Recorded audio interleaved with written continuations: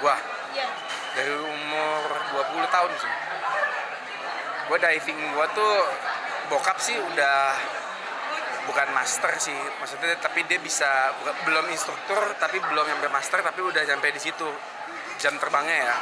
Kalau gua sih lumayan, tapi gue sempat ada kecelakaan. Gue sempat diving, habis itu gue kena decompression, gue naiknya terlalu cepet, jadi gue sempat ada kayak mini stroke. Jadi bagian kanan muka gue tuh turun semua.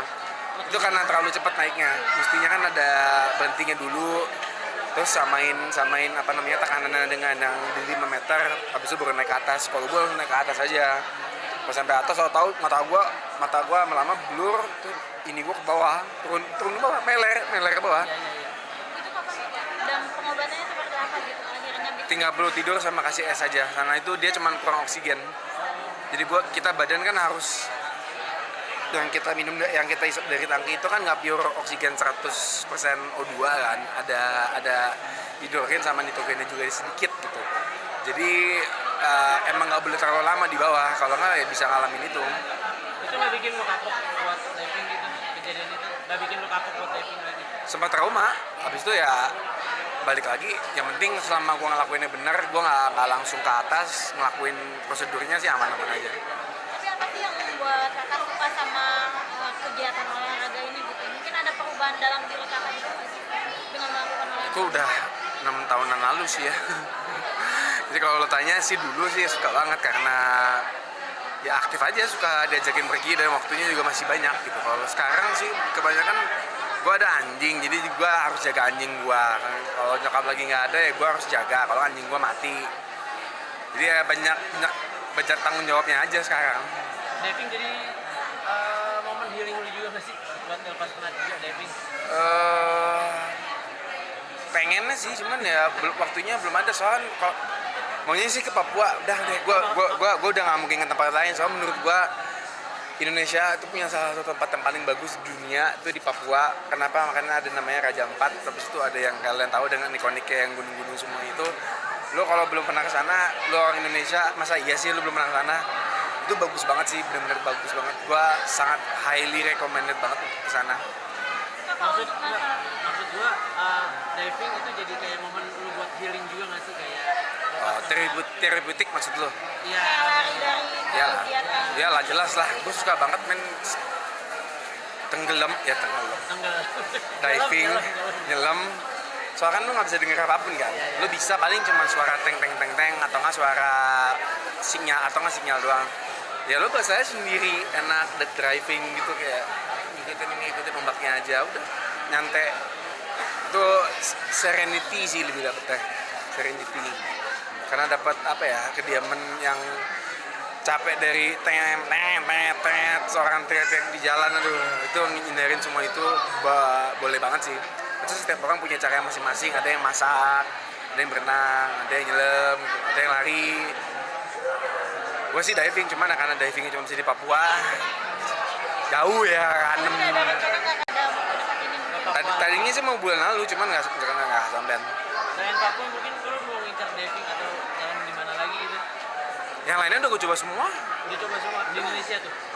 Ya nggak semuanya sih, cuma masa rata-rata ada beberapa yang udah gue coba, yang bagus-bagus udah gue coba. Ada beberapa titik yang belum, cuman nyari krunya susah, nyari kru untuk divingnya.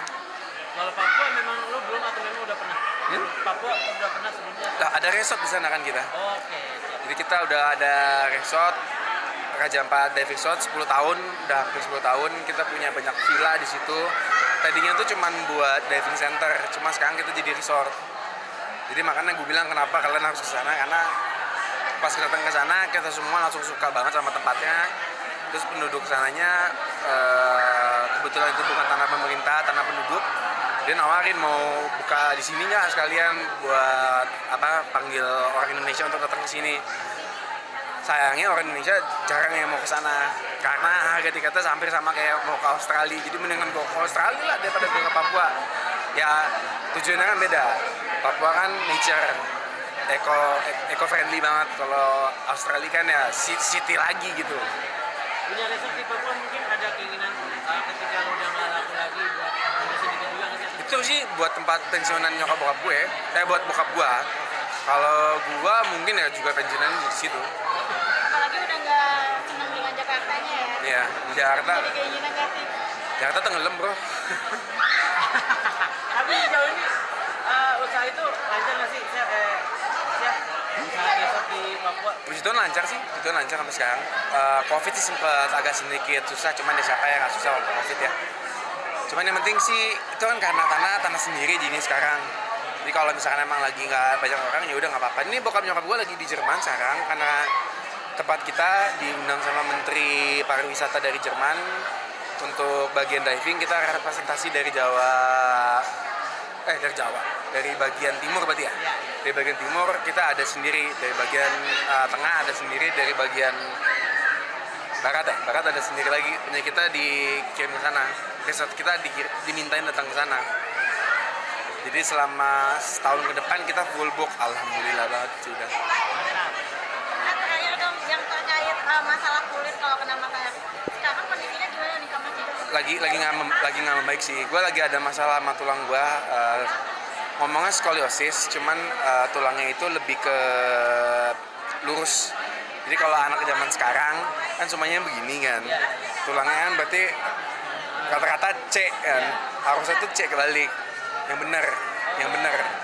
Ininya tuh begini, jadi kita agak begini, ininya agak ke depan.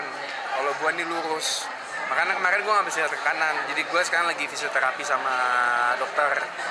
Tadi habis dari fisioterapi. Itu tanda-tandanya atau penyebabnya tanda apa? Percaya apa enggak, gaya hidup sih. Kalian semua pasti punya, cuma tinggal nunggu waktu kapan nanti tiba-tiba aduh sakit.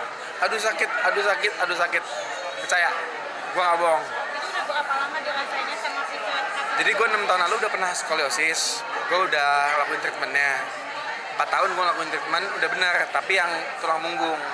Sekarang masalah barunya di leher. Misalnya main handphone. Justru karena gue bukan main handphone, justru karena gue kebanyakan nonton TV atau nggak duduk, karena gue terlalu berdiri tegak terus. Sedangkan tuh butuh banget agak sedikit gini gitu boleh. Gue terlalu ya nonton series gimana sih kan gitu. Nggak berhenti bang, pas berhenti kayak aduh sakit gitu. Mengganggu pekerjaan juga nggak sih? Kayak butuh waktu berapa? Diganggu, nggak bisa lihat kanan gue begini nggak bisa. Sampai nggak syuting nggak? Ya, syuting sih belum ya untungnya.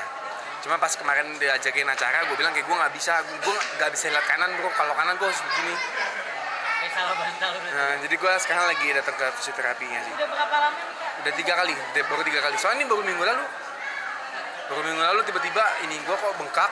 Pas gue pencet sakit, terus gue coba X-ray, terus langsung gue bawa ke dokter kiropraktik. Udah lihat, oh tulang kamu lurus bisa. Terus ada pengapuran tuh karena itu jarang dilatih lehernya. Kayak kita jarang banget kayak pemanasan gitu loh. Makanya dia bilang ya lakuin pilates aja, belum pilates. Nangis banget sih. Berarti next kegiatannya pilates Kak? Enggak sih. Udah pernah nyoba sih, bukan gua sih. Bukan gua banget. Ya, kan dari kegiatan outdoor sampai sekarang kayaknya banyak banget penyakit yang lo alamin gitu. Jadi kayak sempet takut gitu nggak sih sama diri lo sendiri? Enggak lah, takut sama Tuhan bro. Ngapain takut sama dia sendiri? Kalau saatnya dipanggil, udah gitu aja.